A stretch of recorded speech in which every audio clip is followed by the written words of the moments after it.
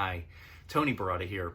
Today I wanted to talk to you about emotional injuries and how they can be proven in court. An emotional injury is like a brain injury. It's invisible in many instances, and therefore a lawyer who's trying to explain it needs to understand the brain and why this emotional injury occurs. I represented a client, a grandmother, who regularly drove to her grandkid's house, and one day she was involved in a very traumatic accident when she was seriously injured on her grandchildren's street. And for years after the accident, she was so fearful she couldn't even be a passenger in a car driving on that street, and so she couldn't visit her grandchildren anymore. And another person may not have that same experience, and that's because each of our brains is different. I'm sure you've heard of post-traumatic stress. Well, what happens in post-traumatic stress, it's a physiologic response in our bodies to a very traumatic, severe event. Our bodies, when we go through this, our blood pressure increases, our heart rate increases, the muscles, the blood rushes to our muscles and away from our internal organs, and a chemical is released into our brain. That chemical creates alertness and enhances our ability to remember. That's why you might forget where you put your keys, but you'll remember where you met your wife.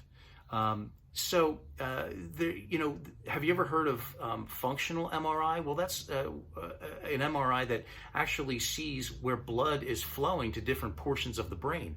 And in people who have suffered PTSD, these fMRIs tests show that there's increased blood flow when the person is reminded of the traumatic event to a part of the brain called the amygdala.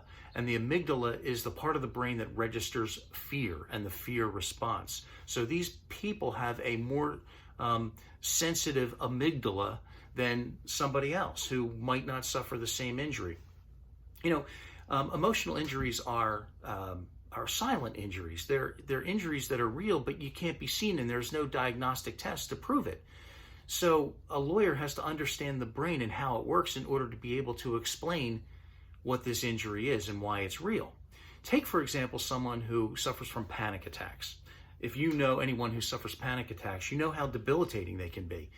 But really, people who are suffering panic attacks have a ultra sensitivity to carbon dioxide. What happens is that these people, when they're sleeping, and in non-REM sleep, which is where your breathing is most relaxed and the oxygen level in your brain is most reduced, carbon dioxide builds up. And people who suffer panic attacks have an ultra sensitivity to this carbon dioxide, and they wake up hyperventilating as a result. It was kind of a physiologic mechanism that we were given as cavemen, so that if there was a fire in the cave, our brains would wake us up to avoid the fire and save our lives, much like the fight or fright syndrome that occurs when we suffer a very traumatic event and causes this memory to create emotional issues for us called PTSD.